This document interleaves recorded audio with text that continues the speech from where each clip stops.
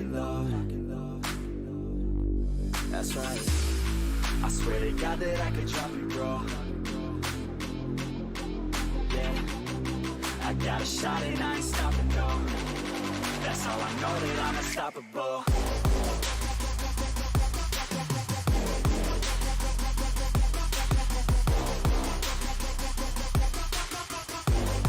That's how I know that I'm unstoppable.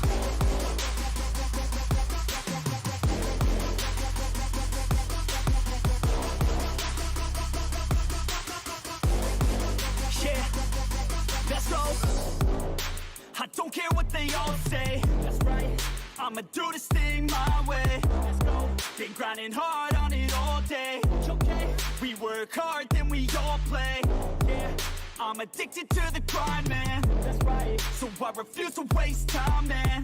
Yeah. One day it all will be fine, man. Let's go. Gotta commit to the climb. You know man. We're back with the Guinness, setting records every minute, every track. In addiction to the fact that we're winning, still we lack something's missing. Need a track that is hitting, making racks, making millions. Oh, yeah. That's the mission. Yeah. I don't waste time, no, I make time. All these people wanna hate, fine, I'ma make mine. While you sitting there complaining, I'll be training. While you sitting there just waiting, I'm creating. Yeah. Sometimes I think that I'm unstoppable. Yeah. Ready to go, man, lock and load. That's right. I swear to God that I could drop you, bro. Yeah. I got a shot and I ain't stopping, no. That's how I know that I'm unstoppable.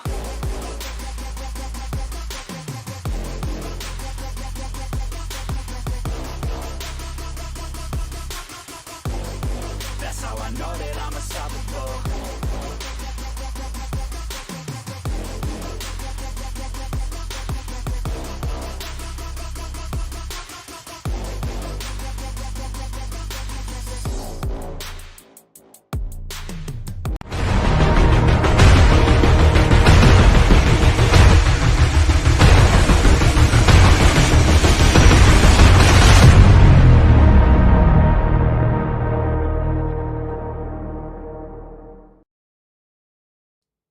Ladies and gentlemen, welcome back here to the NEXXTCAR podcast here for Season 4, Episode 2. And once again, like always in the previous seasons, we are joined by Matthew Tucker. What's going on, buddy? How's it going, man? It's new time, new breakfast. I got my coffee. We're ready to roll, rock and roll. So let's get it. Absolutely. New day, new time for the new season and a new co-host, Nick Trudeau. What's going on, brother? What's up, Ronnie? It's good to be back on the podcast with you guys. Absolutely, man. Yeah, it's been a while for you. Yeah, no, work's been crazy, and then I didn't know we were doing it in the morning, and then you're just like, yeah, no, new time, and I'm like, oh, shit. Well, I got some time this morning. I might as well hop on and join you guys. So, especially after the race last night, it'd be good to talk about that. So, no, good. Glad to be back on with you guys. It's been a while, so looking forward to it. Absolutely. Like you said, we got a lot to talk about, so let's jump right into it on the NEXXTCAR side of things. Season 4 got kicked off on a high note at the high banks of Daytona, the Truck Series. It was a fantastic race. They ended up with 8 cautions, but it was one heck of a race. Tuck, walk us through how your Daytona went, because it was very eventful for your defending series starting. Yeah, my truck race at Daytona was non-existent. I was nowhere to be found. I had to use a fast repair early, and it was just not a good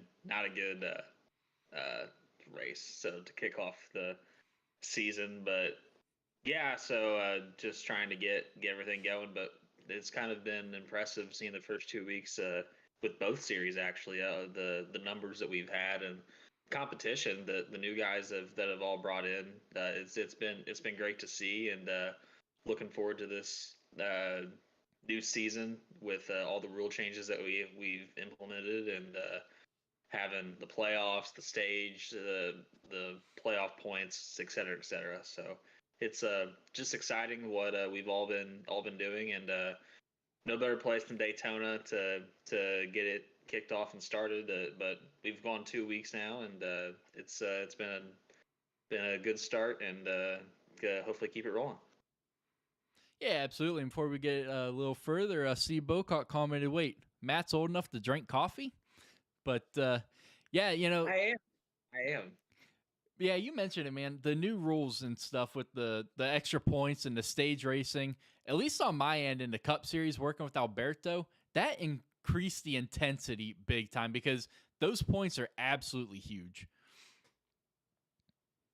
Oh, definitely. Like you don't know like what one point will be the difference. Like we see it in real NASCAR all the time. Like I forget it was a couple of years ago when Blaney and Truex were battling for those last couple points, and like one you got to race like on edge, not really on edge, but just you got to race aggressively throughout the whole race because you never know what one spot will get you. Either it might make you a champion at the end of the season, get you on the last bubble point to get into the playoffs, or what. But the points are really critical this year, and you're seeing a lot of aggression early on, clean, but still aggressive through the first couple weeks. Absolutely. Moving on to you, Nick. You had a pretty up and down roller coaster ride of Daytona, and this was about the first Daytona or super speedway race in a long time in the league that we didn't really have anybody upset with each other on the truck side of things. Yeah. Yeah. No, my truck race was not I don't think I finished that well in the trucks. I'm trying to remember. All my days blend together, but I think we finished like mid pack, which was kind of disappointing. We usually run pretty good. But it was my first race, in the truck series in a few years, or a few seasons anyway. Um, so there's a lot of great drivers in there that we have this season, and it made made racing a little more difficult than I was expecting it to be. So we have guys, and they made it tough. I think we got up in a few wrecks, and we didn't just race and truck, but no, on the Cup side, we had a good run there. Cut through the last wreck off of turn 4, scraped by, and ended up with I think 6th. So that was a good finish. But yeah, no one got mad at each other. I think they realized that it's the first race and it's super speedway racing. I'm hoping they know like the racing will get better once we go to mile and a halves and places that you can kind of spread out at. And I think that's the big part. Once we get through a restart or just the start of the race, and get spread out, you're just gonna have to pick off people one at a time, and take your time there. But yeah, it's plate racing's hectic to begin with, so adding that stage in there, that was crazy, in the middle of the race. And it definitely adds some excitement, and that's why NASCAR did it too. Just not doing 110 laps for the entire race, and we got a few cautions here and there, but it definitely was one hell of a race. It was a really good time. Yeah, absolutely. Not only did it add excitement for you guys down on the track and trying to find yourself in a position to get those stage points, because obviously, just like NASCAR, only the top 10 finishers in the stage get the points. Not only did it add to the excitement on the track, but also for me doing the broadcast, you could tell when the energy was picking up.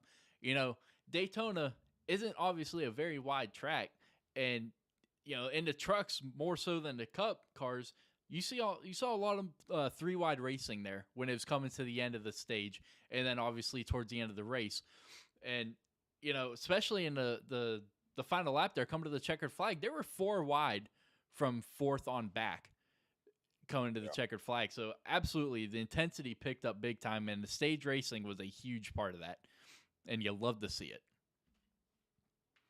Yeah, it was a lot of fun. You could definitely feel it.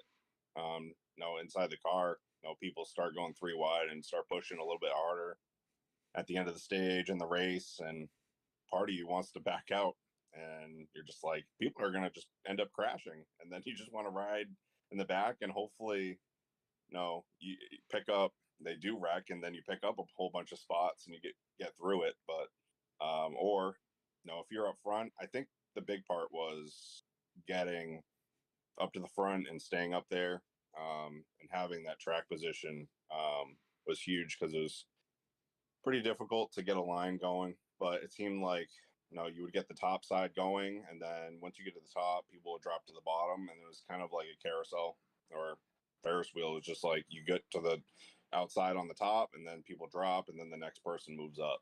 So that's what I was seeing from the races. So my team, we're just like, we're just going to ride up top, and then eventually we'll get up there. But once we get to the front, we need to just stay up on the top side and not drop down. So, yeah, I wish we had a better result. Cup, we got, I think, like 3 out of the 4 cars in like the top 7 or something like that. So it was a good run for us there. But we had a decent run the week after that too. So. Absolutely. Tuck, you heard Nick talk about their strategy with his team, going to the high side. Well, strategy and teamwork is all great and everything, and you can plan all you want, and then that green flag drops at Daytona. What kind of strategy did you guys come into the Daytona for the BCR team? Yeah, like you just said it. Like we were planning on riding around in the back, just trying to just log laps and get be there at the end. But I think lo and behold, like we were all racing up front in the cup side. Truck side of things, I can't really remember. I was wrecked out early, but I know Cam was trying his best just to stay up there. I think it was just me and Cam in the trucks, and then cup side. Uh, we got some stage points and then running top 10 most of the race too. So that was also good. But we were just trying to log laps and just try to just survive. Like we all know how crazy Daytona is. It's the most unexpected track other than Talladega and now Atlanta. So we were just trying just to get through it. We know that it can't make your season, but it can surely hurt it, and it hurt me on the truck side at least, but cup side we were able just to manage it and get a top 10 out of it too. But Daytona's the type of track where everybody knows that they have a chance that they can get a victory, and first race of the season, everyone's going to be trying hard just to show that they belong and get a good showing in for the first race in the year. But yeah, so we were just trying to survive basically, and I think we did a pretty good job of that on the cup side. Truck side wasn't really a great showing. A little bit of struggle to start the year, but we got a good race tonight though. So we'll see how many guys we got, and looking forward to it. Absolutely. Staying on the truck side of things, let's move on to the second week. Obviously, Dunford took his number 9 Chevy to victory lane in Daytona, but let's go ahead and move on to the second week that we just got done with. Las Vegas, 1.5 mile track, but in them trucks, it's basically a super speedway. Nick, walk us through that Las Vegas race. Yeah, I haven't run trucks on Las Vegas a lot, and barely got any practice. So I ran qualifying and then qualified pretty well, and then got into the race, and I was really surprised of how the racing was. I thought we were going to get a little bit more spread out, and there's definitely some tire wear. The truck got really tight later in the run, but I think some handling, but it was mostly draft package. Like it was like Atlanta, but with a lot more bumps, that you have at Las Vegas. So it was quite surprising. And we did have a pretty good run there. Got some much needed points on the truck side after not having a great race at Daytona. But yeah, it was a crazy race. It was side by side. Drafting was hard to pass, but if you got a draft and you got a good run off the corner, you could make the passes work. But you needed help. Like if you didn't have the help or didn't have draft, like you wouldn't be able to do it. So it was pretty difficult, but we got a good finish out of it. Absolutely. Matt, what you got? Well, I wasn't on there for the trucks. I had the night off. So, but by the sounds of it, from what we were talking about Monday night, like what Nick hit it on the head, that it was just like a mini super speedway. Couldn't really pass. Everybody was pushing hard, and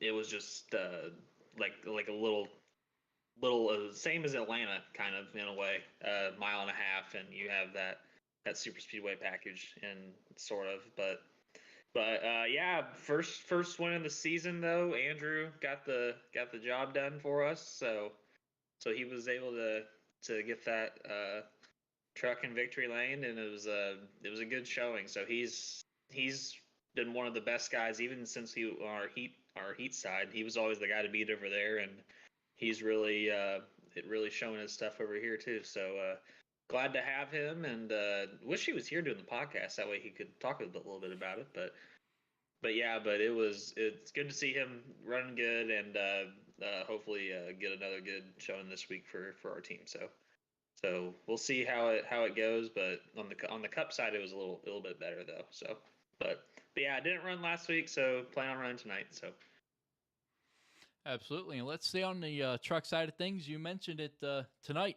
It doesn't get any easier for these guys in the truck series. You know, we're throwing it back to Rockingham tonight, and from past season experience, it's definitely a rough track. So we haven't really talked about the schedule because we haven't had a podcast since the schedule was released. So like we mentioned, you know, different rule changes. Well, the playoffs are back for NEXXTCAR in both the trucks and cup. So 10 regular season races and then 3 rounds for 6 races in the playoffs.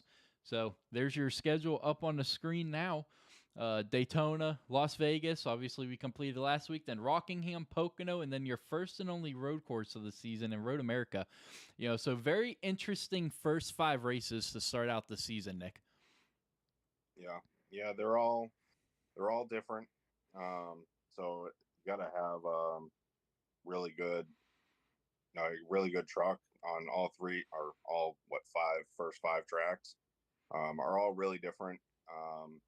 I think people are really going to have to show up and show what they got. And I think just having those different types of tracks in the first 5 weeks, I think you're going to really see who is strong early on in the season. And, you know, down the road, I think that's who you're going to have to look out for, you know, for the championship. So, yeah, no, with Daytona being a super speedway, and then Las Vegas being, you know, almost a mini super speedway last week, and then Rockingham, smaller track. So we'll see how it goes. Rockingham is just watching the previous race from a previous season. No, it was and running cup there. I think one season, it's really rough. So the bumps are something you have to try to get through, and I think you kind of have to see a few people, you know, spinning it off the corner. You get really loose off. So something to look out for during that race. Absolutely. Tuck, the second half of the regular season, you got Charlotte Motor Speedway going back to North Wilkesboro, Atlanta Motor Speedway for the second restrictor plate race for the truck series, and then Iowa short track racing, and then to end out the regular season, the final cutoff race, Michigan. Yeah, those are all different style tracks that we that we're gonna be running. But this will be the first time that I think NEXXTCAR on iRacing side will be at Charlotte, if I'm not mistaken. Yep. So we'll see how that goes. But yeah, a couple other tracks, like you mentioned, Atlanta, another super speedway. People will be aggressive there. Iowa, good short track. You have to manage your tires and just complete the whole race. Michigan, kind of eager to see how that goes on the truck side. It could be another super speedway in a way. You've seen it in real life. I remember that one race where it was, I think, Brett Moffitt won, where he passed him on the outside. That you had basically the top, I think it was like 10 just running in a single file line. It was kind of looking like just a single file draft, and you just get those huge runs. So we have guys where that they'll end up taking those, and that's going to be an exciting race too. So our the second half of our regular season is going to be very, very intriguing just to see how it goes. And by the time we get down to the last couple of races, and you got some guys on the bubble that are going to try to make the playoffs, you're going to see different strategies. Guys maybe staying out, trying to at a late race caution, try to pick up a win. And it's just going to be a whole different level of racing that we're having. We're having the modern NASCAR now with NEXXTCAR season. When we start off the first couple season, it was like the Winston Cup days. So it's really exciting, like exciting to see, and just looking forward to the rest of the season. Yeah, absolutely. You mentioned a key thing is the intensity is going to pick up the further we get into the season. With 10 regular season races and 16 playoff spots, it's a win and you're in style playoffs. And so you're going to have those guys, especially with these bigger tracks coming up. Atlanta, 8th race of the season. 10th race of the season's Michigan. That's basically a super speedway as well, just unrestricted. Right. So you're going to have these guys like Steve Bocock, Zachary Brooks, Alberto that are fantastic at these super speedway races that maybe might not be the greatest at, say, Iowa or, a short track like that, or Road America. They're going to be having those big tracks circled on their schedule. And like you said, that's just going to increase the intensity, and it's going to make these last couple of races of the regular season very, very crazy. And that's the thing too. If we're having 16 guys in the playoffs with only 10 races, so theoretically we could have 10 different winners and 6 guys get in on points. Mm-hmm. So like you mentioned, Steve and then Zach Brooks ran great, had a great race last week in the Cup side of Las Vegas. Mm-hmm. I think that was the best finish in NEXXTCAR on the fourth place. Yep. Side. So yeah, the points, those guys are going to have points circled, try to get stage points, and it's going to be a real battle to see who ends up making the playoffs. And then could come down to it at Michigan, where someone throws a Hail Mary and sneaks their way in too. So this whole season is going to be a whole bunch of unexpected scenarios, and for the regular season at least. So we'll have you don't know who's going to be in the playoffs till the checkered flag flies, like we saw last night actually in the cup series. So you don't know until the last moment. So which it's exciting, and just a great thing for us that we've implemented it to our series. Absolutely. Nick, let's talk about that first round of the playoffs. Week 11, 12, and 13. Indianapolis, Darlington, and Kansas. Very interesting tracks there. You got the flat track of Indianapolis, but with them long straightaways, man, you get a lot of draft at that. And then Darlington and Kansas. Yeah, those, again, are 3 very different tracks. With Indianapolis, it's going to be almost like another super speedway with the draft, and handling won't be as big, but you got to make sure you hit your marks going into those corners. I think with trucks, though, it's going to be mostly probably wide open there. And then Darlington, that's very, very difficult track. It's going to be mostly one lane, and you got to kind of pick your spots of where you want to pass and get runs on guys. I think season 1 we ran there and we didn't have the best finish. So it's a very difficult track to get around, with the two different corners. And then mostly one lane, it's hard to really pass. So, and then Kansas is kind of, I think it'll be mostly the same as Darlington. It'll be one lane up at the top. You want to keep up the momentum there. It's going to be hard to pass on the bottom, but so you got to try to have to pick and choose of where you want to pass people and get the draft. It might be a little different. It might be kind of like Las Vegas, but running there in Cup the last few seasons, it's just been at the top is the fastest way around.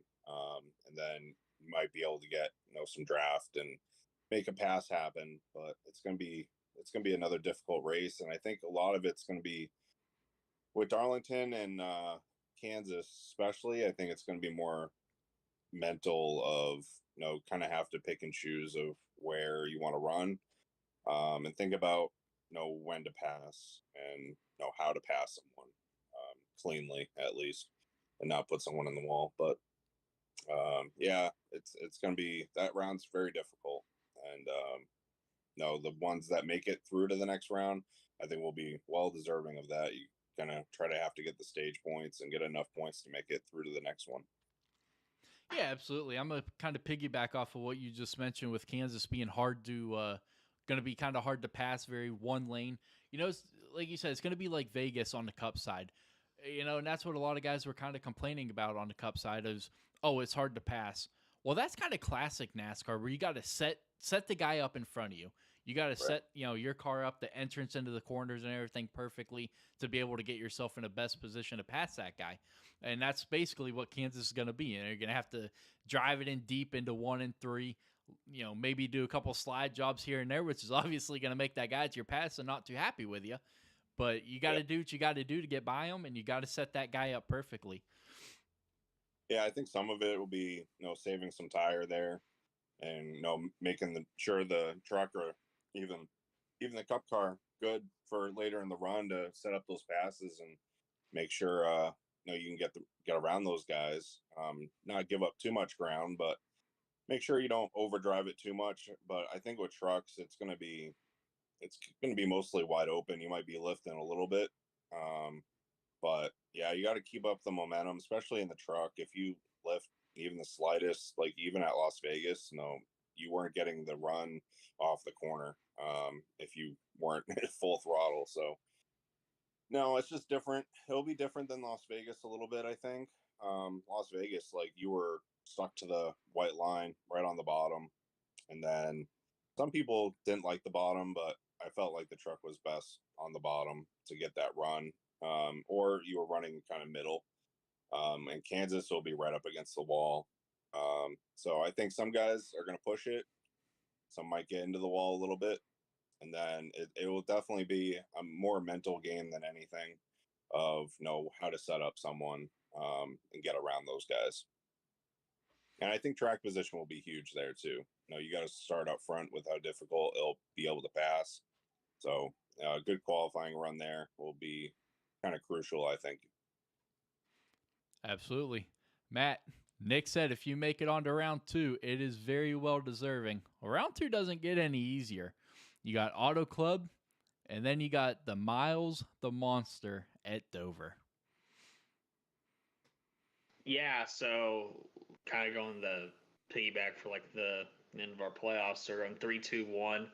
So yeah, that second round, big wide Auto Club, which I think will probably be one of the best races of our season. The first Always 3 is. seasons.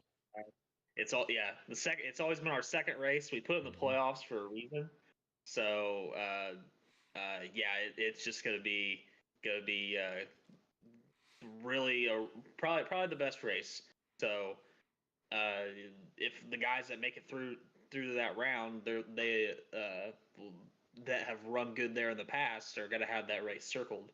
I know on my side, like, that's one of my best tracks. So I know that's one where I know I can at least run well at.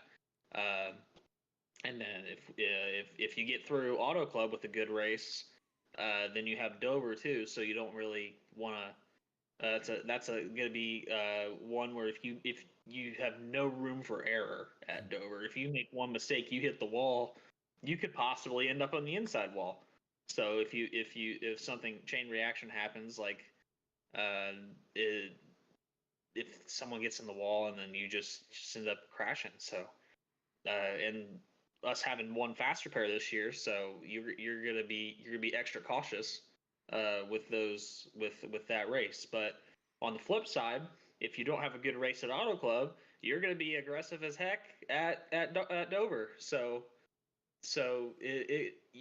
you could plan all you want right now, like we're just getting the season started, but when it comes, it could be your plan could be a whole lot different by the race 14 and 15. So, but but Dover is going to be crazy. We've seen it in actual NASCAR playoffs how crazy it is. One race that comes to mind is when Kyle Busch passed Chase Elliott. That was for what it was going for his first win. I remember it was like Newman holding up Elliott. So something like that happens where you got a guy that's in Chase Elliott's shoes trying to make the championship by only having to win, and you got a guy catching him. That guy's gonna throw haymakers and block and do whatever he can. So it's gonna be wild. I really don't know what to expect. And some guys that could have ran great all year could also really screw up Auto Club and then go into Dover and just dominate. So yeah, you really do not know what's going to happen, but with that round, it's going to be the guys that are the most patient and the ones that probably take care of their stuff the most that are going to be getting through to the championship four. So, but looking forward to that too. So this year is just going to be nothing but chaos, and you're going to see it every week, including tonight, Rockingham. So, and I think tonight's race is like it's going to be probably like the racing you'll see at North Wilkesboro and then possibly Dover too. You'll have your comers and goers, and it's going to be whoever takes care of their stuff the most at the end. So, it's going to be a battle, but we're all looking forward to it. Yeah, absolutely. You mentioned it at Dover. You can get up into that outside wall, and before you know it, you're down in that inside wall. But that also goes for if there's a wreck in front of you. It's so hard to predict where that guy in front of you is going to go. And yeah, Dover might be a mile long, but when they crash at Dover, it's a big crash, man. So it's going to definitely be a difference maker for a lot of people's seasons. You said you're going to have those comers and goers at Rockingham. Well, I got a feeling that's how your playoffs are going to be too. One thing we'll probably have is a lot of tempers will be flaring. I can almost guarantee you. And when we get to the playoffs at the cutoff races, it was at Kansas and Dover. You're gonna have a lot of upset guys. So I think that's something you can guarantee. Absolutely. And what a way to end it all at Homestead, Miami, with the throwback of how NASCAR used to end it down there on Miami Beach. Definitely a very interesting racetrack to follow up the entire season that preceded it. And, it's going to be obviously, Matt, you know how this feels to get that championship and to get your trophy and everything. So a lot of guys, especially a lot of these new guys, they have started the season off on the right foot. Hunter Manley on the Cup side, he got it started off. So yeah, man, Homestead, Miami, what a way to end it after 15 long weeks ahead of it. Yeah. I think, will Homestead be our first time going there too? Yep. I'm pretty sure. Mm-hmm. So yeah, we got a lot of first time tracks, but we've seen it in real life NASCAR where Homestead has been one of probably the best mile and a half racing the last probably 10 years that we've gone there. So and I think you'll probably have multiple grooves too. You'll have guys that are going to be entering shallow, trying to rip the bottom. Then you'll have other guys up towards the wall. So that'll be whoever makes it to the championship four. That'll be whoever comes out as the champion is going to be will have definitely earned it. So Homestead from what I've ran on iRacing is not at all a cakewalk. So it's going to be throttle control and whoever makes it, like I said, whoever makes it to the championship four, whoever comes out of there will definitely have earned that beautiful NEXXTCAR trophy that we've gotten. So which will be very cool. So but yeah, Homestead being a championship race couldn't have wrapped up the schedule any better, Ronnie. So applauds to you and Nick and everyone who has made this schedule for our season. Absolutely. Nick, how do you feel about Homestead wrapping it up? I think that's an awesome track to wrap things up at. I think probably Cup should go back there, or no, all the series should go back there. Just a very dynamic track of how many lines you can run. No, like Tuck said, I think people are going to be on the bottom, middle, and probably up near the wall as well throughout the race. So pretty sure I'll be well. Hopefully saving some tire and just it's one of those tracks you want to keep up the momentum too and get the huge runs off the corner. I think we did run there. I think it was the beginning of last season because I think Jenks won. Oh yeah, Yeah, Yeah, we Cole Larson just commented that we went there last season. yeah. Brendan Jensen won there last year. Yep, that's right. But it was a good race in truck last year as well between him and Norman. They were really back and forth throughout that race, and I think having it as a championship race, I think would be really crazy. I think obviously the multiple lines will be a big factor in how people save tire there. If you want to run hard and burn up your stuff, I think that will happen to some people. But I really think you got to take care of it throughout the race and save it for the end. Absolutely. And let's go ahead and let's stick on the truck side of things here. And let's talk about your playoff standings through the first two races. Obviously, still a long way to go and a lot of difficult tracks ahead, but let's talk about your playoff standings for the truck series. Dunford and Bolander, we talked about it, getting the season started off already, clinching their spot in the playoffs. But how about some of these other names up top or, up towards the front? Tuluk is sitting third right now, plus 34. Rookie Bollinger, plus 26. Then you got J.D. Larson, 24 to the good. Chandler, 19. Dylan Tibbetts, 19. Robert Babcock, plus 17. Trudeau, plus 12. Don Francisco, plus 10. Another rookie, Cedric Ingram, plus 9. Cole Larson sitting plus 8. And then right above the cutoff line, you've got Henning, Bloodworth, Abar, and then just below it, Manley and Smith. So definitely a very interesting standings after the first two races, and a lot of things, and a long way to go. I didn't hear you say Tucker or Trudeau, so that's not a good sign. I said Trudeau. He's plus 12. Oh, you did? Mhm. Oh, Plus. all right. Well, at least Nick's up there, so that's a good thing. But yeah, I think another thing that we didn't really talk about too. So we're gonna we'll have a percentage. So what you'll run 7 out of the 10 races to be playoff eligible. Mhm. So if you get that win, you still have to run that 70% of the regular season. So we'll see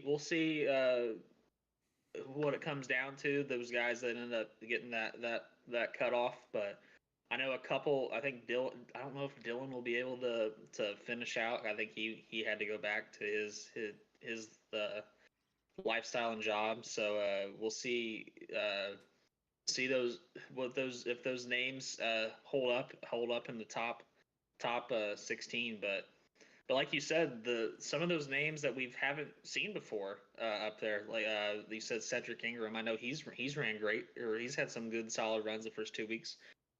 And then another name that stands out, J.D. Larson's up there in that top 5 too. So another guy that's been grinding throughout the last couple of seasons, and it's good to see him having some good a good start to the season as well. Absolutely. Nick, what you got? It's a good mix of new guys and old veterans in the series. So I'm not happy where I'm at, even though I'm in the good, but it's still early. We haven't had the best few weeks. So I think, just being consistent. If you can't get the win, you want the stage points, obviously, and then just finish consistently, and you'll be able to make it in. That's my plan, is just be consistent and try to stay out of trouble. And then if I can be up there at the end and go for a win, then that'll be awesome. But there's so many good drivers in here, it's going to be really difficult to win. So I know that. And so going into these races, I'm more of a realistic, thinking person of like, I know I'm not going to go in and blow the doors off of everybody, but just be consistent throughout the season and, just be there. And hopefully we catch fire come playoff time and, have some good runs. But it's really good to see, like, some of the new guys be up there and battle us, that have, run well in the series for, the first 3 seasons. So it's really good to see that. Nick, I promise you, I'd rather be where you're at than I'm at. So I think you're sitting pretty good right now. Yeah, I hope you don't win. So. Love you too. Is Tuck gonna turn into the Chase Elliott of NEXXTCAR? Well, I didn't help my chances by finishing dead last at Daytona and then not running it at Las Vegas. So, yeah, I think Jimmy Emos is ahead of me in points. So, Absolutely. All right. Any other closing comments on the truck side before we move on to the cup side of things? Good. All right. Well, Tuck, you mentioned it. The cutoff races were going to bring the drama and the tempers. Well, on the cup side of things, we didn't wait till the cutoff races in the playoffs. We got it started right there in the first race at Daytona. But after warnings were handed out, they cleaned it up heading into Vegas, and it was a fantastic race at Vegas. But yeah, Daytona, it was a great race. It really was. But a couple incidents led to some downfalls of a couple things. But hey, got to put that behind us. It's all part of league racing and move on from there. Yeah, we cleaned up some stuff after the Daytona race, and wasn't really what we were expecting. But like you said, the Las Vegas race was really great. So it was good to see him having that. I remember, I think it was you said that was our first green flag pit stop, and we couldn't tell you how long that we've had, which that was great to see. Everybody was holding their own, and we made it through the green flag stop to the end of the stage too. So it was that first stage at Las Vegas was probably some of the best racing that we have had on the Cup side, at least. So in the strategy, adding that stage break that we've had close to around halfway, it really was put into play when you had to pit on that first cycle. I know I tried to pit early and try to gain a little bit of advantage. I had worn my tires just a little bit in that first stage, trying to run a little harder. But by the end of it, you had guys charging that had pitted later. I know Christopher Thomas was charging hard at the end and got me for one of those stage points. So, but yeah, that mixed bag of strategy at Las Vegas, it really came down to the end, and it was probably. It'll probably go down as one of our best races on the Cup side for this season. So with it being the second race too, so I don't know how you could have topped it, but we'll sure try to. We'll sure try to tomorrow night though. Yeah, absolutely. It quickly turned into a classic Vegas race. That's what NASCAR was there for the longest time, was all pit strategy, gambling. And it quickly turned into that, like you said. We got that first caution. What was that, like lap 13 or something like that? It was early. Yeah. Yeah, and that threw a wrench in, I think, everybody's plans, because going in, in the ADR camp, we were like, all right, we can make it. It was almost like 42 laps or something like that. You could make it on fuel. And we are like, perfect. You can split the first stage in half. And then that caution came out, and you're like, oh boy, what do you do? Do you stay out? Do you pit? What do you do? And the majority of us stayed out, and that turned into the right call. But then you had to worry about that fuel. I pitted with less than a lap of fuel left. Alberto was pushing it pretty close too. Peyton was able to go, I think, another lap or so. But, you had those guys that, like you mentioned, you pitted early thinking that, the tires were going to be good. And then the other guys were able to take advantage of some other things like Christopher Thomas. Yeah, I was one of the first to pit. I know I tried to split it, so I pitted on like lap 40 exactly. So I was trying to split it in half, go 40-40. But I think Christopher Thomas, Sean, I think it was Sean Walton ended up splitting or going a little bit longer. I think they ran to like 50, 55, somewhere around there. So they had about 30, 35 laps. There were 25 laps left to go in the stage. So, and that really proved or showed the advantage because they were able to run those laps hard, knowing that the stage break was coming up. So it was fantastic racing. So I know Peyton had a good run all the way up through there. I forget who won the stage though, so you have to go back and remind. I don't even remember. It was Vernon. It was Broadbeck. Yep. Yep. Yeah, So because Broadbeck dominated the first half of the race, and then the strategy. Yeah, because we had that mixed bag where it was that one caution, and there was like lap 90, 100, where where I think my team ended up staying out, or my team alliance with Mo Power ended up staying out, and I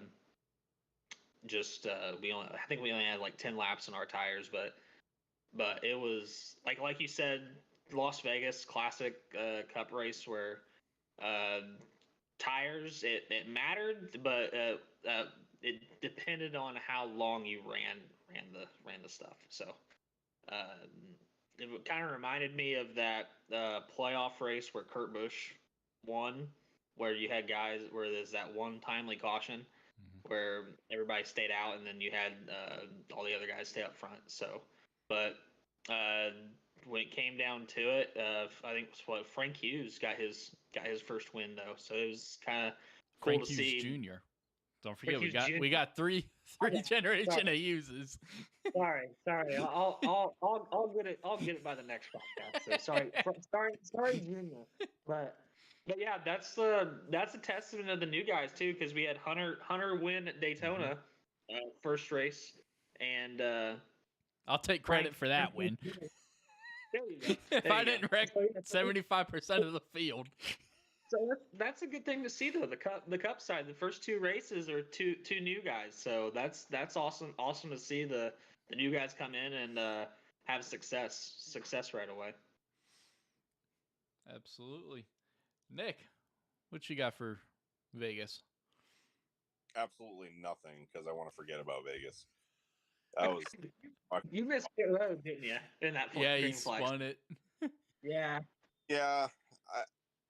I forget about Vegas because I'm trying to not think about it and just move on to because I think we were in the back 90% of the race. I don't think we qualified that well. I think we qualified like mid pack, and then I overcooked qualifying because running truck I was wide open, and I was like, oh, maybe the cup car will do the same. No, it don't. And I found that out. And so it was totally different driving the cup, versus the truck. So it was really different. And then the race was totally different too for us. So, no, I just want to move on. I think we missed pit road one time, and then we got a few penalties here and there. And I just I'm done. So, we just rode around most of the race. I think we got caught up maybe in a wreck. I'm not exactly sure, but we were behind the 8 ball a lot that race. But I'm looking forward to Rockingham. No, I like the character Rockingham has and all the bumps, and there's different lines and different corners to take. And I think, saving some tire, I think will be, I think I've been getting a lot better at with saving tires. So I think it'll be, one of those races to take care of your stuff, and those people that can do that will ultimately be up front by the end. So I'm looking forward to that race, and I'm done talking about Vegas. So I think Ronnie needs to mention his last 10 laps at Vegas too. So before we move on to something else. What how to choke away a win in the last The, restart? the charge to third place, and then the drastic jaws of life taking it away from you at the end. Yeah, I needed that race though, man. I needed to get a good finish out of Vegas because I finished 19th at Daytona. Yeah, top 5 still. I mean, nothing to hold your head No, down that's what I'm about. saying. You know, I needed that finish at Vegas. You know, Yeah. after finishing 19th at Daytona, which I'm not even upset about, man. That's just super speedway racing. You know, it's like I think it was Peyton. It might have been Alberto, but I was like, dude, if I get, it was like 3 laps to go. I was like, if I get wrecked going for the win, it is what it is. You know, I'd rather get wrecked for the win, honestly, than ride around in 17th. You know, Right. It's what it is, and so I wasn't even really upset about the way it went down. Honestly, it was my fault. You know, Dylan threw that huge block coming down the backstretch. And the part that irritated me, man, was the fact that he hooked it so damn hard left. His left side tires went below the yellow line. I was like, you hooked it that hard to block me. I was like, I'm shoving you into turn 3, and if you don't make it, we're all wrecking. And that's exactly what I did. And he just drifted up a little bit, and I bumped him, and yeah, that ended our run. That's the thing too to think about. Like if two things could have went your way, and you could be undefeated this season. So, but I think you've had just as strong as run as anybody in cup on the cup side for this season. Just being up front and being or having consistency at least. Kind of like how Harvick was called the closer. You were closing in pretty strong the first 2 weeks. Yeah, and it kind of went like how you mentioned you're going to have your comers and goers. Well, that's kind of how Vegas was, you know? You had your guys like Peyton Tulloch. You had Vernon Broadbeck that were the top 2 cars in the first half of the race. And then strategy completely flip-flopped that.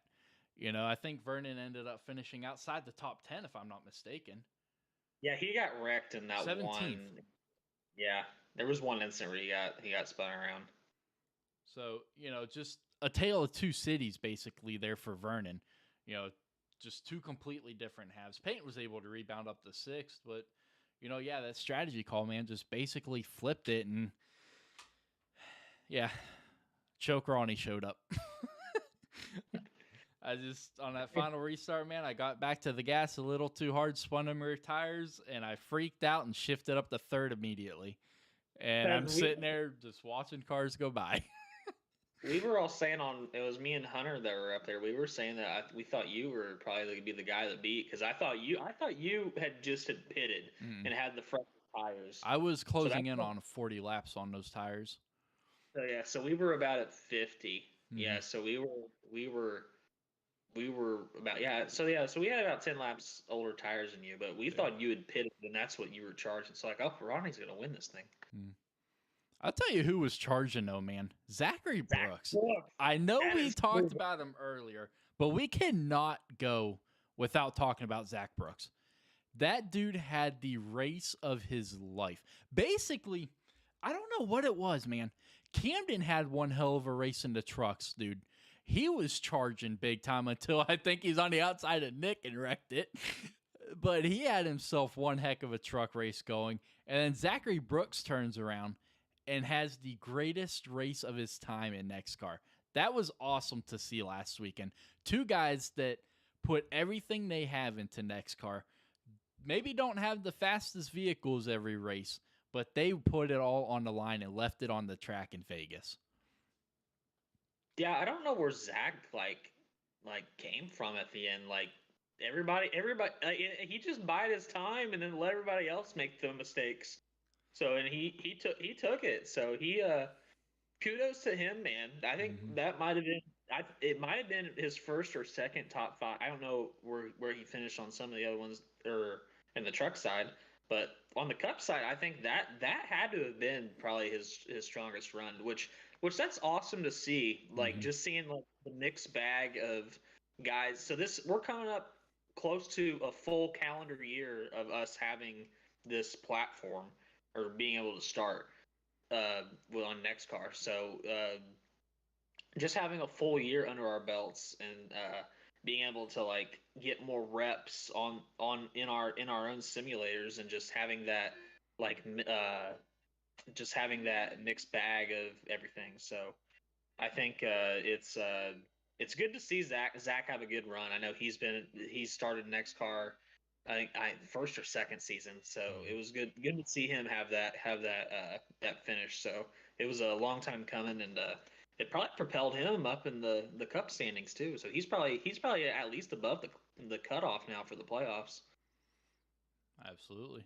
Yeah, we'll get those cutoffs here in a second. Let's talk about your a couple of the different races here on the schedule. Obviously, we're not going to talk about the whole schedule, but your first difference is going to be Watkins Glen for your road course this season for Cup. Going back to Watkins Glen, obviously that's the better road course for the Cup Series. So, Nick, walk us through that Watkins Glen. Yeah, for me, we always run pretty good at road courses. I don't know how, but we always end up with like a top 5 or so. So I'm looking forward to Watkins Glen. It's always a good race, and I think a lot of people like that track. I think a lot of people have a lot of time on it. There's so many road courses now to choose from that I think Watkins Glen's kind of a safe pick, but I would have liked to see something different, but I'm fine with doing Watkins Glen. It's always been a good track and a good race, so looking forward to that. Absolutely. Tuck, week 8, instead of Atlanta like the trucks, Cup Series going to Talladega. That is probably going to be the most aggressive and unexpected we'll end up having.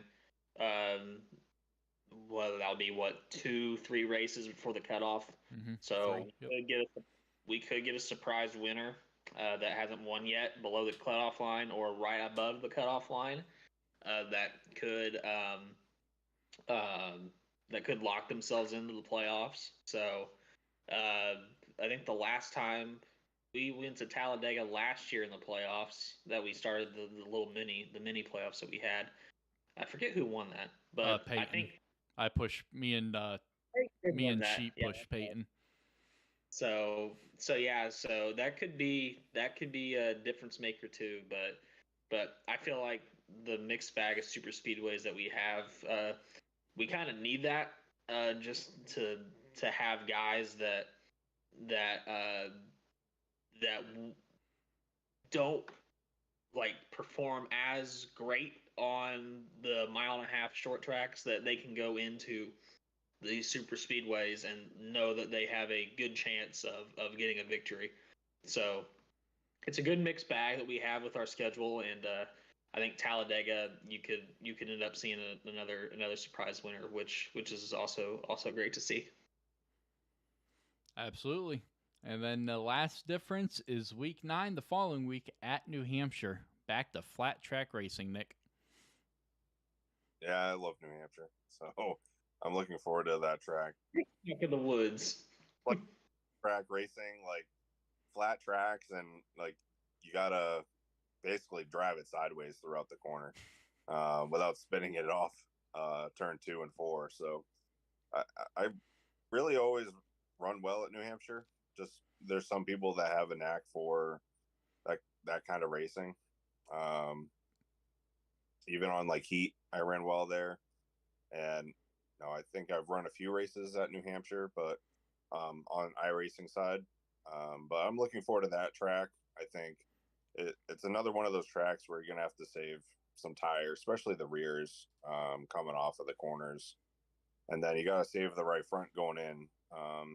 So you gotta hit your marks and save some stuff, and it's one of those tracks where the people that do that, it can kind of make or break your run. You could have a really solid run if you save it, and get up towards the front at the end there, especially if we have long green flag runs. I think that would be a really fun race. Absolutely. Let's go ahead and check out your playoff standings now for the Cup side of things. You know, we talked about a Hunter Manley and Frank Hughes Jr. getting it done. Daytona and Las Vegas, 2 rookies locking themselves into the playoffs. Then you've got Sean Walton plus 41, Alberto Abar with that one playoff point in 31st, or plus 31. Tucker, much better in the Cup side of things, plus 31, along with Tulloch. And then Vernon Broadbeck, we talked about his dominance at Vegas, plus 29. Myself, I am plus 27.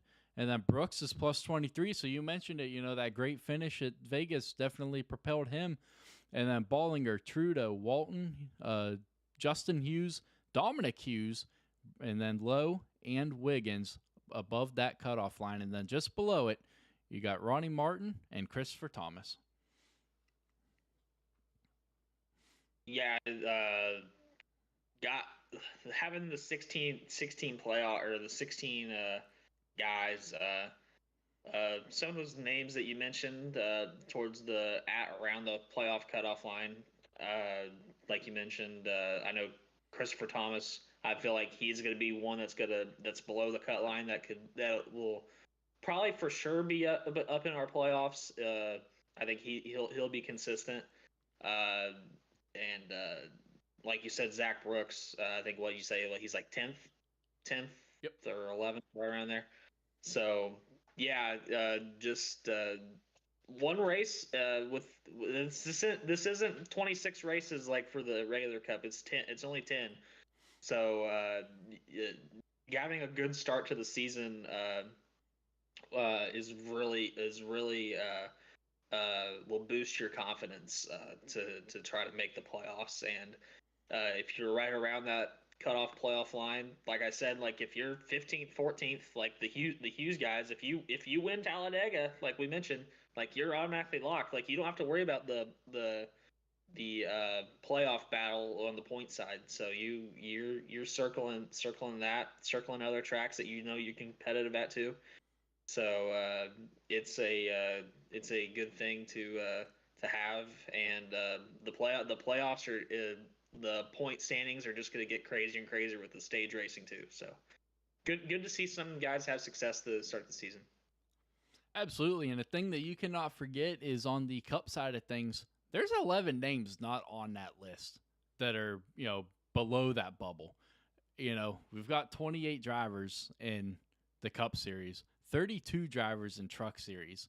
So you're going to see a lot of names coming and going off of that list week by week. Thing you run 7 races, you're 25th in points. Win that last cutoff race, you're up there. So it's just gonna be crazy. We haven't done anything like this before, and it's gonna be a lot of aggressive and chaotic moves like we've mentioned throughout the podcast. Absolutely. One last thing before we go to you, Nick. Tuck, you mentioned it. Only one fast repair this season for all tracks, super speedway, short tracks, road courses, whatever it is. That has not lowered the aggression. I mean, look at Daytona, man. The moves were insane.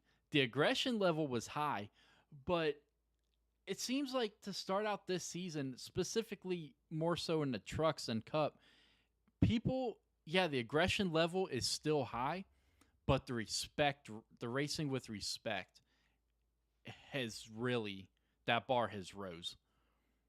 I think one thing that we have to factor in, because these the Cup cars compared to the trucks, the Cup cars are basically tanks. Mm-hmm. Like it takes a lot to like smack the wall, or you have to basically destroy your car. Tell me about it. I was involved in like 6 wrecks, and I didn't have to use my fast repair. And that one, I T-boned 2 guys pretty hard. Right. That's what I'm saying, man. Like you have to like destroy your stuff, like to have to use the fast repair. If you use your fast repair in the Cup car, that means you either blew an engine, like messed up your tires, or like broke something. So, but having that, if it, like on the flip side, if you smack the wall and you have wheel damage and have to use the fast repair first, you're going to be cautious. You're not going to be as aggressive. So as we've had those 2 fast repairs in the past, so It's going I think that's also why guys are aggressive too, because they know like you're gonna have to like tear it up to have to use that first one. Absolutely. Nick, what you got?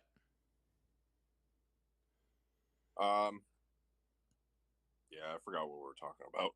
I got my mind. What was the question? Fast repairs. Fast repairs and the aggression level. Oh yeah, no, shit. This thing is early for me. I'm still waking up. All right, Peyton. So, yeah, no, he's still sleeping. Peyton will be up at 2 o'clock. We'll get a message at 3:45. Did you guys do the podcast yet? Yeah. Yeah, 5 hours ago. He's gonna want to do it over. Yeah.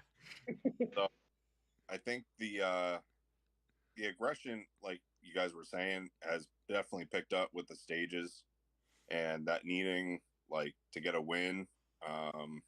And once you get that win, you're in the playoffs, which I think is huge.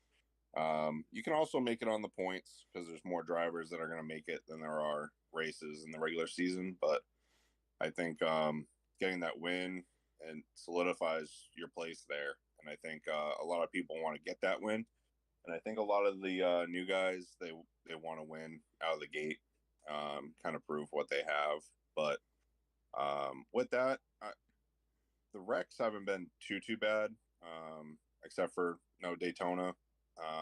That's just You're plate welcome. racing. Yeah. This plate racing though, and I don't know why. Everyone got all pissed off after Daytona that bad when you know what's. Well, we know why. Oh, I know why, but I think you have to take Daytona with a grain of salt and just move on. And you have 9 other races that you need to be on your game to get in. So, but with all that aggression, there's been a lot of respectful racing in that. There's been bumping and banging, but no one's up in arms, pissed off. Besides, that first race, but we've handled that.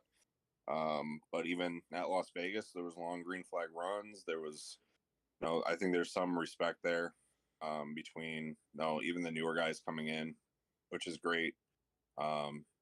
And with having the only one fast repair, I'm surprised the aggression is still that high. Because it takes a lot, like Tuck was saying, to mess up the Cup car. You can bang it off the wall a few times and you keep rolling and you get a 0x and you're still rolling just fine. But yeah, that one fast repair I think has changed a lot of stuff. Even last year when we had 2 for most of the races, I don't think it was that aggressive, but it's good to see that we can all be aggressive, but still keep it under us and not have wreck after wreck. And if we do have wrecks, it's at the beginning of the race, and then we get that shit out of the way and we move on. We have the long green flag runs usually. So, and I think that's the best part about the racing is these long green flag runs. They produce the best races. So it's good to see that. Yeah, absolutely. You mentioned it. The new guys coming in that are racing, obviously clean and with a good head on their shoulders. Unlike our rookie back in season 1 that came in like old Ross Chastain, David Chandler.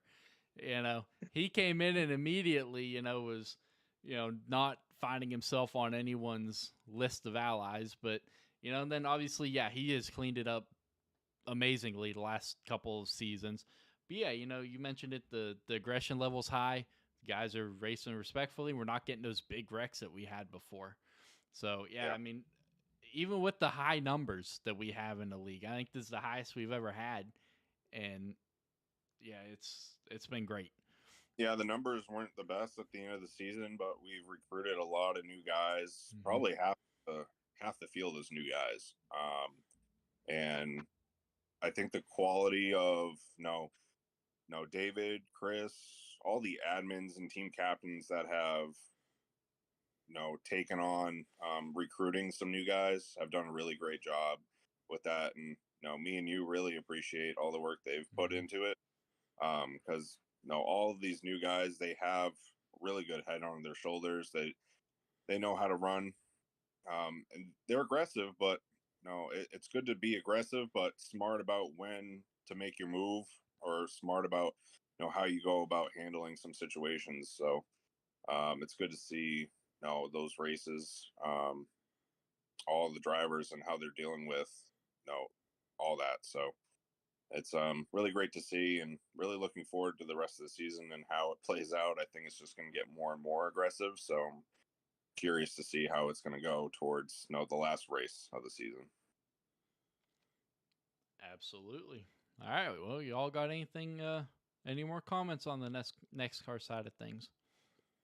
You're gonna have to tune into your channel tonight on R Noggle 9 to catch all the action at Rockingham. So I think we've had 2 different winners to kick off the trucks. We had Yeah, you had Dunford and Bolander. Dunford, Bolander. So you could see a third different winner. So, but like all we talked about, like throughout this section of the NEXXTCAR side, if we talked about aggression, you're probably gonna see it tonight too. Mm-hmm. So. Absolutely. Rockingham. Let's talk about that real quick. I don't think we really talked about it a whole lot during the schedule rundown, but Rockingham is obviously an old track, bumpy as hell. You're gonna have to race hard and race with your elbows out tonight and tomorrow night. Because I haven't raced there personally, but what I've heard is it is one heck of a ride around that track every lap. You're bouncing around. You can't, you're going to have to drive it into the corners deep. It's going to turn into basically the last race of the time that they had there with Casey Kane and Matt Kenseth. Yeah, so, the guys that are going to be... How I think is, the bumps going into turn 3 in Auto Club? Yeah. And how bumps. Mm-hmm. It's that all the way around. Especially in the corners, coming off of the corners. So it's really bumpy there, and you got to be careful accelerating out of the corner, and you want to come out straight as possible, because either you're going to burn off the rears or you're going to spin it. And I think we saw some of that last year or the season before that we ran Rockingham. A lot of guys spun it. So and there's different lines in the different corners that you want to take there. Turn 1, you kind of want to miss the bumps. And then turn 3 and 4, it's a little less bumpy in that corner. So you can kind of run the bottom, but it's you're going to see different lines and how people drive it. So you're going to probably see a lot of comers and goers of, they might qualify well and have speed, but if they burn off their stuff, 15, 20 laps in, and it's a long green flag run, they're going to go and fade away. So we'll see how it goes. Absolutely. Yeah, it's gonna be whoever the guy that's gonna be the fastest is actually gonna be the one that's probably gonna be the slowest. But what I mean by that is the guy that saves the tires the most in the beginning is gonna be the one that's gonna be there at the end. So hey, slow and steady wins the race. That is facts, sir. That is facts. All right. Anything else for NEXXTCAR before we move on to the wild Daytona? I didn't watch the Xfinity race at all. Did you guys? I saw the finish. I saw it on Facebook. I saw the finish, just see what the hype was about. Allgaier. Yeah, it was Creed. I thought Creed, watching the replay, I thought Creed was going to get it, but then Allgaier, he didn't really side draft him. So, but from the looks of it, I watched some of the highlights. It looked like a NEXXTCAR Daytona race, kind of our first race of the year. Everybody was crashing and tempers were flaring. So, but then you had Allgaier. I think it was Allgaier's first super speedway win, from what I saw too. So is one of the closest finishes in not NEXXTCAR, NASCAR Xfinity series too. That's shocking that that was his first super speedway win. I think it has to be. I don't remember him winning Xfinity. That's crazy to think about. Yeah. I think he's finished like second 3 times at Daytona before. Yeah. So close. I think his first win at Daytona. So. That's crazy to think about, but man, what a cup race. That was insane. Saw I still two. haven't watched it yet. So. What? I was working last night. Oh. I didn't. I only saw the highlight, or I saw it finish. Yeah, So. I had to go to work shortly after the halfway point, but I watched it on my phone. 2 insane crashes, man. You know, and that just goes to show just how far the NASCAR safety has come. You know, you had Blaney, for lack of better terms, basically get Earnhardted into the wall. You know, just right hooked right up into the wall head on. And then you had Ryan Preece just 10 barrel rolls. That is insane. Yeah, the thing that was scary about Blaney's crash was he was not expecting that. No. Like he just got turned, like Ty Gibbs got turned down into him, and Blaney's going straight in the corner. Next thing he knows, he's hitting the Daytona sign in turn 4. But seeing the way the wall, like in slow motion, how it like moved, it was that as scary as it looks. But like that was also a good thing to see, like all the energy like dissipated. Mm-hmm. But yeah, going to his in-car, he looked shaken up, but that's just a testament of the safety of NASCAR with all the different measures they've taken with the cars, the Hans device, et cetera, and see him walking away from that. He's probably still feeling that today, though. He has to be. You know, I'm glad you brought up his in-car camera because I texted him this morning about it too. Did you watch his hands? He did not take his hands off his steering wheel. He probably didn't have time to. I texted him, I said, "Are you trying to break your wrists? Like, that's how you get your wrist snapped off." But like you said, he didn't have time to. But I mean, he could have even after he hit the wall and stuff. But he just held onto that wheel, man. Just death gripped it. Yeah. I would have death gripped too. You see a wall out of nowhere, holding on for dear life. Yeah. Yeah. Once I saw that, I was like, wow. That the first thing I thought was Dale Earnhardt and how he went straight into the wall. And I think it is a testament to NASCAR and all the safety features and that safer barrier, probably saved him.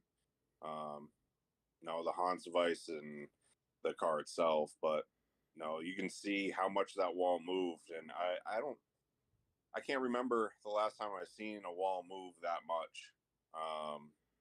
And I'm surprised they didn't have to. I don't know if they replaced any of the foam behind the wall at all, but not that I saw. Maybe during a commercial break or something, but none that was televised. Yeah, but no, I thought for sure like they've had to do that a few times that I've seen. They replace it, but that was a huge hit, and I'm glad like he was able to walk away from that. With all the safety that we have now. If it was 20 years ago, I don't know if he would be walking away. So even like when this car tomorrow came out and all those safety features, and you see like Michael McDowell's flip at Texas and all that. I know we brought that up before the podcast. All the safety features, like even if it was 10 years ago, I think he would have walked away.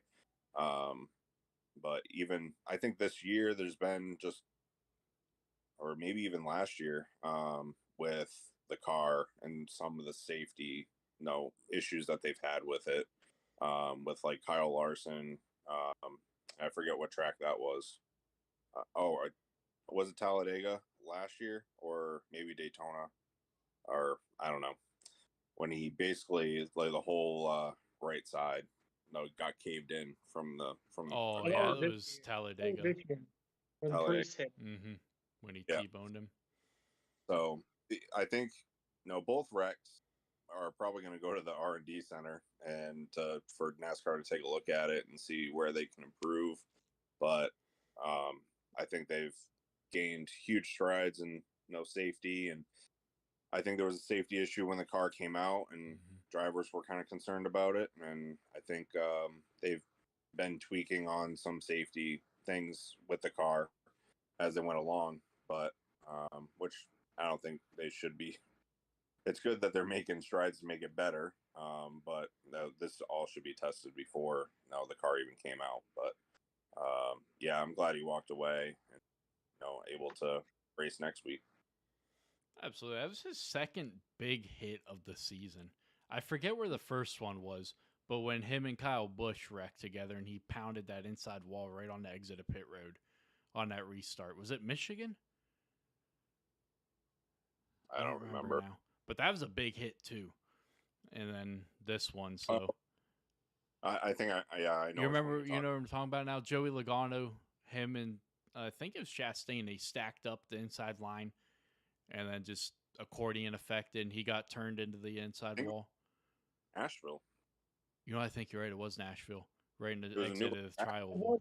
Yeah, because he hit the wall with no safer barrier. Yeah, it was the one part of the track that didn't have a safer barrier. Yep. Yeah. And he got out of the car. He's like, "Why the hell isn't there safer barrier there?" Yeah, that was probably you probably felt that a lot more. One last night, just there was no safer barrier there. Yeah, just goes to show like how much those walls help dissipate that energy coming through the car and to him. So absolutely. And I'm getting ready. I know Stuart Haas posted a little bit ago an update for Priest, but that was 4 hours ago. I haven't heard anything since, but it was great to see him get out of that car because that thing was pirouetting through the air. Yeah, I think because it was kind of a mystery because we saw him get out of the car after the wreck, and then I guess like he got put on a gurney or something, and then they took him to the hospital, put on the stretcher, got taken to the hospital. Those is good to hear report that he's okay. Like that was that. The crash kind of reminded me. Was it Davey Allison's wreck at Pocono where he just like flipped and flipped and flipped off of like it was off of turn 2. You know what I'm talking about when Allison was it Allison or Irvin in the 28 car at Pocono? I don't remember that crash. The only big crash I remember at Pocono back in the day was when Darrell Waltrip wrecked it down the backstretch.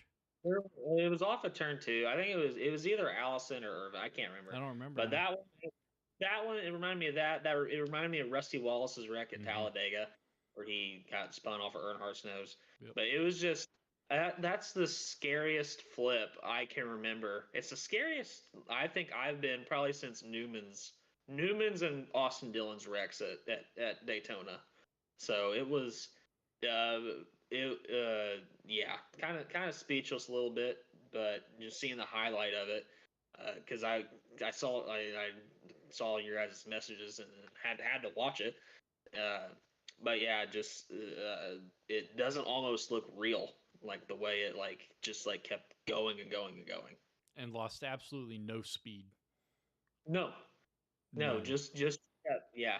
And I know we talked like Nick said, we talked about on the podcast before, but it looked like he landed. The car was so torn up, destroyed. It looked like he landed on his roof, like he didn't take it till the next angle that he was actually on his right side up. So, but it was just scary all the way around. Absolutely, Nick. What you got? Yeah, no, the fact that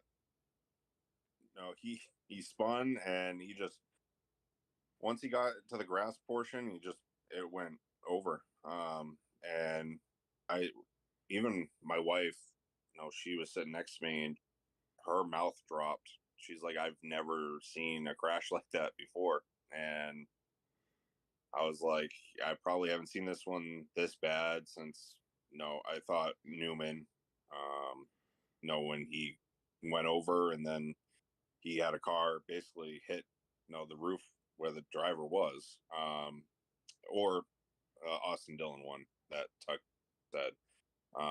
Those are probably the worst two, but it looks bad. But no, even they're saying on the NBC broadcast that no, the flipping isn't the worst part. You're just kind of flipping through the air. It looks awful, but probably just every time he hits the ground, he's feeling it. But flipping that much, it looks way worse.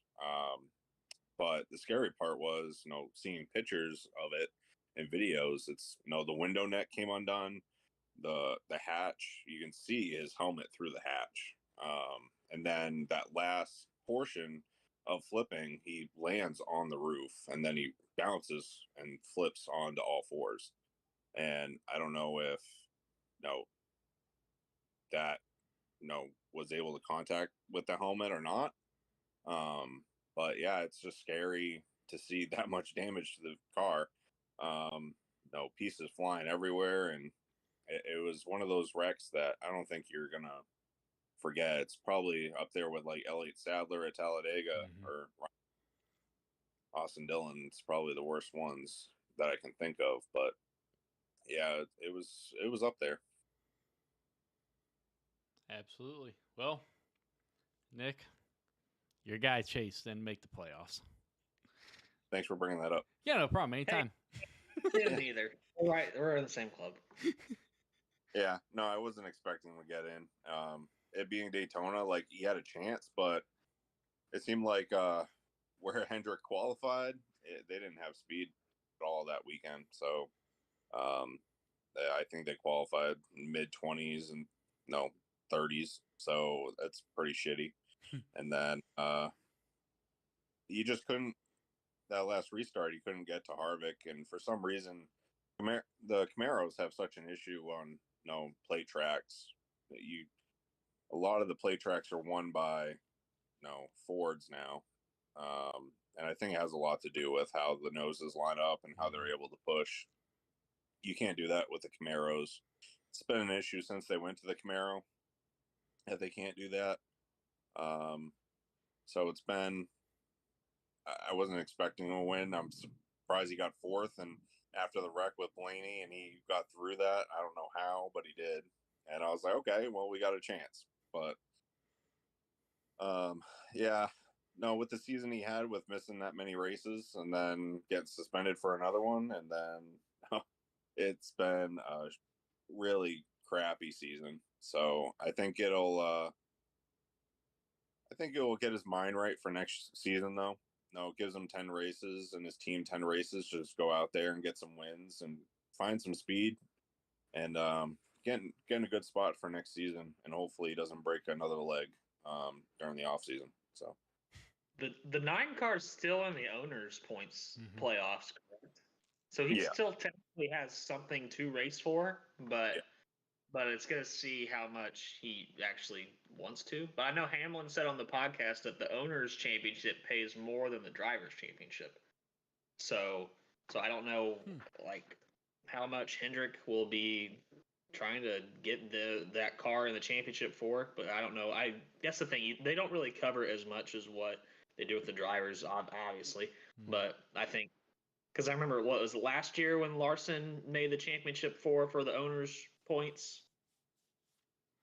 I think because he was competing. Yeah, I forget who the driver that was left out of the top 4, but Larson made the final 4 for the 5 team.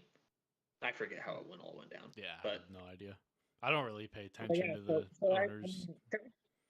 So technically, he still has something to race for his team, but it's just not technically for himself. So we'll see how much he actually competes this first round. Like if he goes out and wins, he's locked that car into the next round of the owners' playoffs. So, but we'll see how it goes. So I think he just wants to forget about this year and just have a clean slate for next season. So it's been a crazy year for Hendrick. Him getting hurt, Bowman getting hurt, those two guys not making the drivers' playoffs.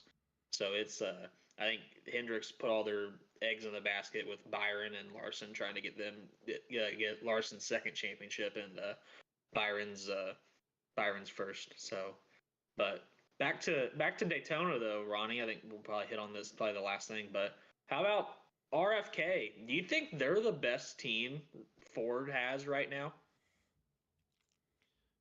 I think RFK got hot at the perfect time of the schedule to fit them. Look at the tracks that they won at. You got Daytona, one other drafting track, and then where's the other one that he won at? Richmond. He won at Michigan and he won at Richmond. Richmond, yeah, because he won Richmond, and then the next week was Michigan. Yeah. So 2 of those huge high draft tracks, absolutely not taking anything away from RFK, because that is a 300% improvement from what they were the last 12 years. So absolutely not taking anything away from RFK. But I think they got hot at the right time of the schedule for them. Am I saying he can't continue this run? No. He most definitely can, because this is huge momentum build-up for him, for Chris Buescher, for Brad. I mean, this is their first, what'd they say, 1-2 finish in the last, since like 2012, 2014? I could say the last Roush cars finished 1-2. Yeah, like that's absolutely huge for them. And for it to be at Daytona is amazing.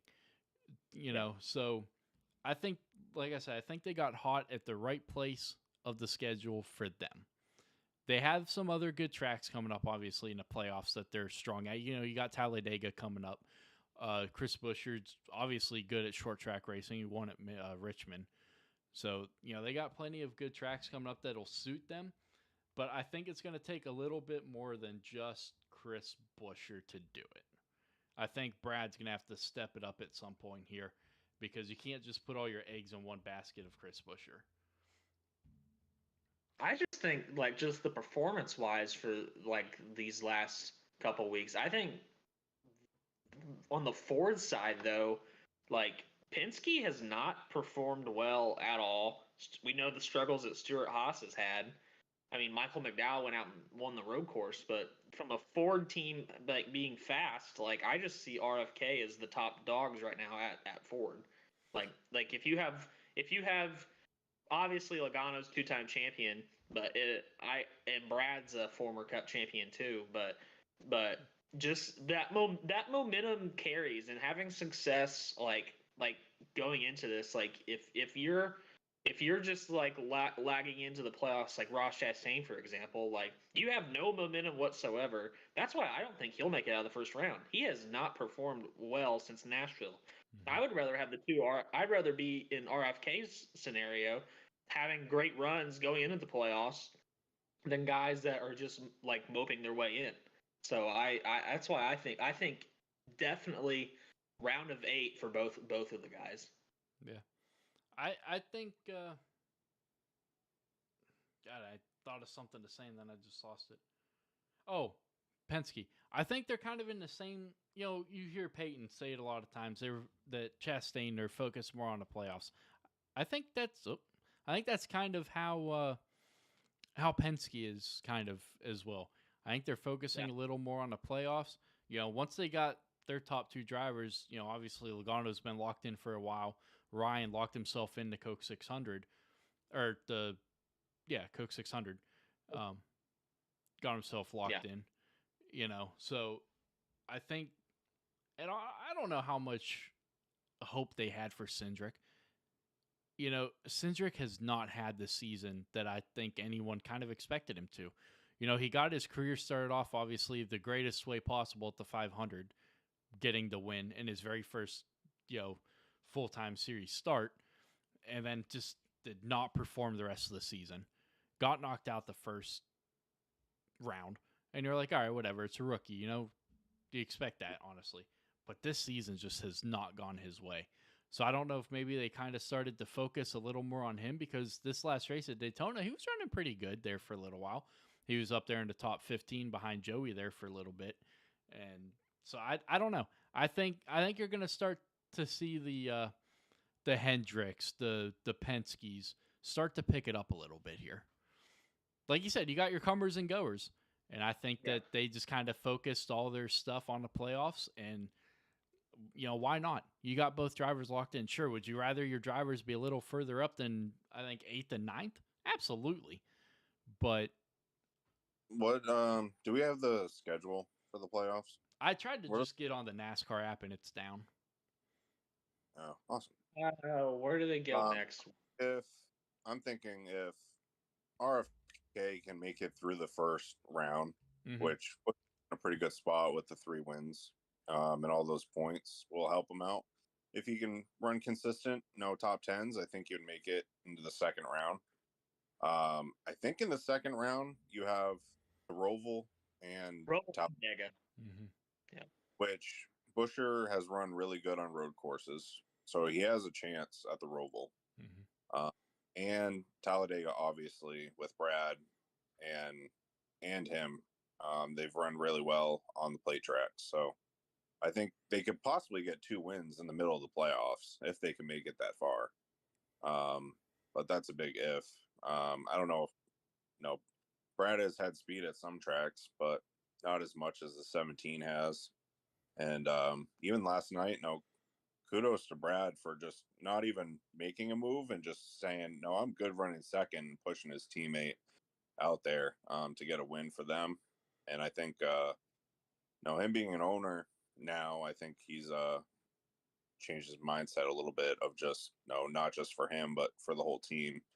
I think it's huge for RFK. Not not a Ford guy at all, but it's good to see that team running well, like it used to back in the mid 2000s with Kurt Busch and Biffle and Edwards and all those guys that they had winning races all the time. So I think he's really turned that program around. Just him, being there.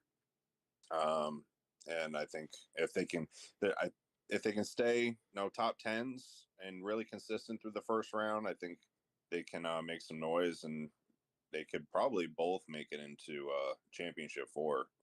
One winning Roval and one winning at Talladega. So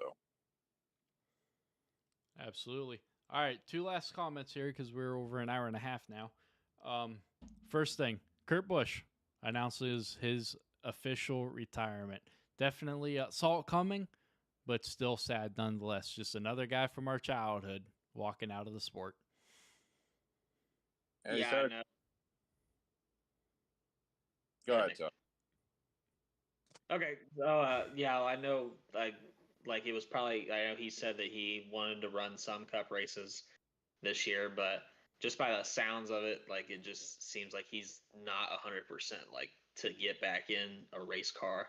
So, which is it's very sad to see that he was having a great year last year, and he was going to be probably close to if not a championship contender last season for his wreck took him out at Pocono. So it's really sad to see. You never want to go out that way. Like nobody wants an injury to be like their last thing. So their last hurrah, whatever. But yeah, it just kind of pains because the way his career path went, he was at the top, then he was at the bottom, and he's back at the top, and then he just not the way that he kind of deserved to go out with the way that his career path went. So it just seems like he bettered himself to be a better person, and it just didn't get. It just kind of sucks to see the way the way it was for him. So, but hopefully he's still around the sport. I think he's still going to be involved with Denny Hamlin and 2311. I think he's still like a consultant there or something. So I think he'll still be around. I could see him possibly going to the booth, doing something with some kind of broadcasting. I think because he did some of it with Fox before. So I would love to see him in the booth. I think he would provide great context to what's going on as a driver analyst. So I'd love to see that, but just kind of sucks to see that the last time he was in a race car will be that crash at Pocono. Yep. Nick. Yeah, I think obviously Kurt's had a great career, and I think he, like Tuck was saying, he's had a lot of ups and downs in his career. From being at Roush and going to multiple teams, went to front row and then Phoenix Racing and just all over the place. And I think Penske. helped out. He's helped out a lot of programs that were smaller and to get them where they're at, including 2311, getting wins there. And I think he's one of those guys where I think he's made a huge impact on the sport, with multiple teams and getting them, running better. So, he's a champion, obviously. And I think I've always liked Kurt a little more than Kyle. So even though he was a hothead for a while, and then I think he kind of matured, and he's always been, I think,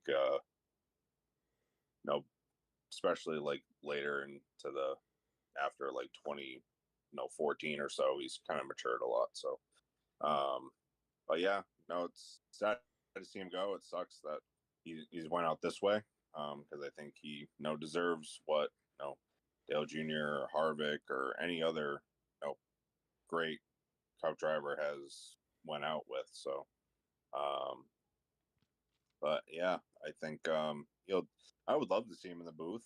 Just like I think Harvick's going to Fox next season, and I think them two in the booth would be awesome. As much as I love Clint Boyer in the booth, and sometimes I'm like, I can't. I love but Clint. Yeah, I love Clint, and even seeing him at the SRX race at Stafford, he was hilarious, and the driver intros and stuff. So, yeah, he's a character, and I think that's why they want to keep him around. But I think Kurt has such good insight. I think it would be awesome to see him either, if not in the booth, like down in the pits, kind of like Regan Smith does. I think that would be helpful for like broadcast standpoint. But if not, I'm sure he's been like at 2311, just like in the simulator, just like working with the team and like getting them up to speed, and making sure that team is good, because I think he really wants to be a part of that. He seemed like he really was invested in that team. So no, sucks to see him go out like that, but I totally get it. Absolutely. All right, last thing, real quick. I think, me personally, I think it's getting a little blown out of proportion. Denny Hamlin, his comment on his podcast this week when asked the question, who would you push, your teammate Gibbs or your driver Bubba?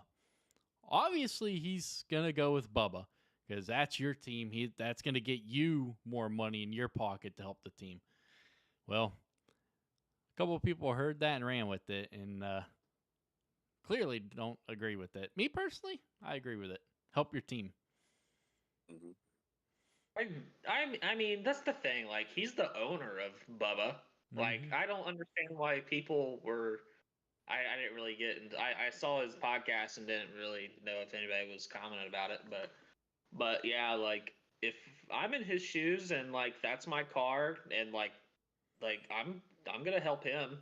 But I feel like Hamlin's also the type of guy that would want to win himself too. So, but if it came down to it, I don't know, man. Also, the whole Hamlin deal, like with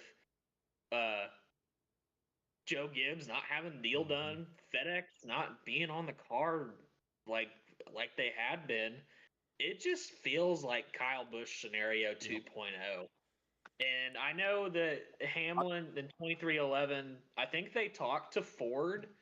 It was a couple of weeks ago. They were like with Ford or something. I don't know, man. In the news, I know there's a lot of speculation going on, but the news of the 31 car coming out saying like they have their new news they're going to announce. I don't know, man. I could see them buying a charter, selling off a charter, getting a third car for Ford. We can just say like that scenario after scenario. But if I'm a Toyota team, like Toyota has scared off.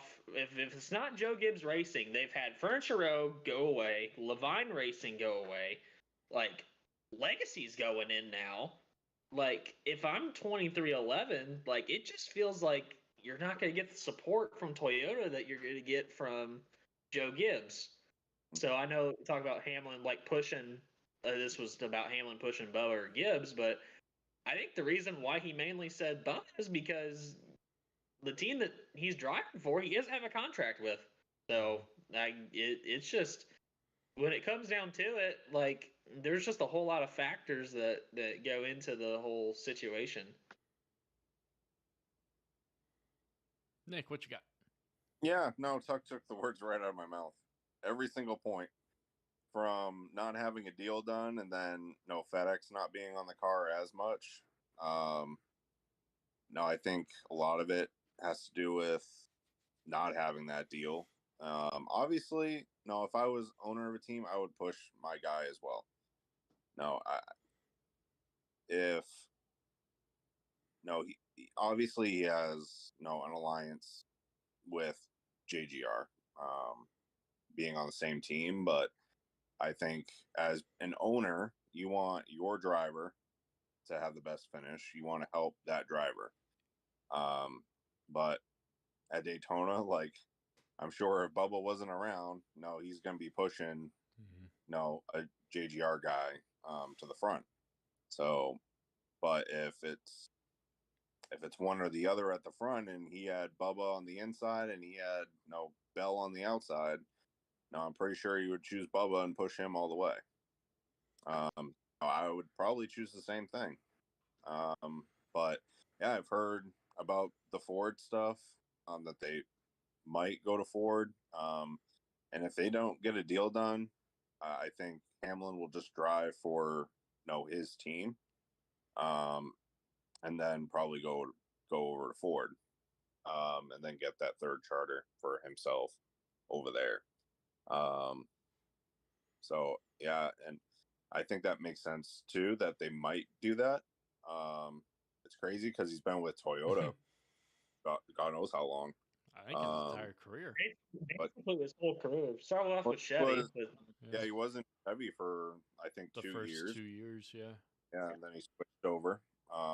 But no, I think like Tuck said, it's Kyle Busch all over again. And I think there's so many development drivers in Toyota. No, they have a hard time choosing. And I think if he leaves, I think they have John Hunter in the pipeline. They have so many guys in ARCA even, or in trucks that they will move them up. I can't even name all the ones in truck because Corey Heim, Jesse Love. Yeah. No, I think they can move. They can move a lot of those guys up. So, Martin's gonna probably leave at the end of next season, and then Hamlin might leave too. So you're gonna have 2 open spots there. But if Hamlin leaves, go to Ford. That makes sense. That can happen too, because I've heard SHR might go back to Chevy after next season. So there's a ton of moving parts, especially with and SHR might downsize. That they're going to lose Almirola. They're going to maybe lose. No, they're going to lose Harvick. And they're going to bring Josh Berry in, but they might go to just a 3-car team, and then go over to Chevy after next season for 2025. So I won't be surprised if that happens. So if Ford's looking for another team and they know what's coming down the road, 2311 might be another team that they look out for. So that can happen. But yeah, the Hamlin stuff. Now, if I was a team owner, I would do the same exact thing he would have done. So. Absolutely. All right.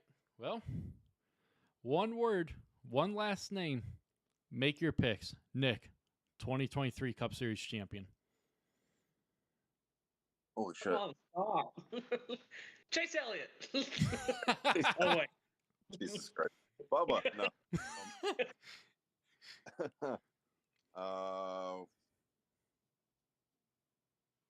I'm gonna go Byron just because he's run so well. He's been really consistent. So, no, I think he'll be up there in the final four at least. I think, but we'll see. We'll see how it goes. Tuck.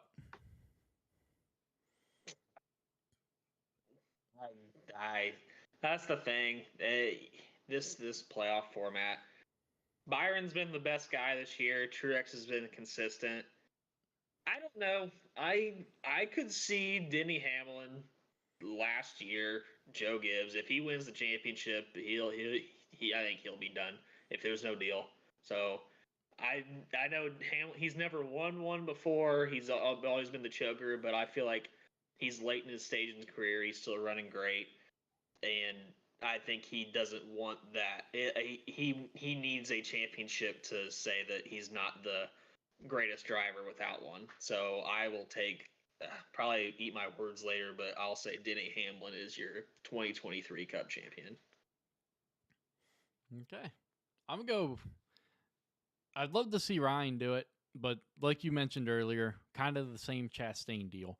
He won the Coke 600 at Charlotte. Yeah, he had a fantastic race at Daytona last night, but where has he been in the last couple of weeks, you know? So as much as I'd love to see Ryan do it, I'm going to have to go with back-to-back champion Joey Logano. I think he could get it done. Like you mentioned, RFK, they got hot, but I think Penske's going to step it up, and I'd love to see Ryan do it, but I just don't know if he's at that stage yet. So I'm going to go back-to-back Joey Logano. Cool. But, guys, I think that's going to pretty much wrap this one up here. It's been a long one. Yeah. We got 2 podcasts into one session. So yeah, that's pretty much what it was. Yeah.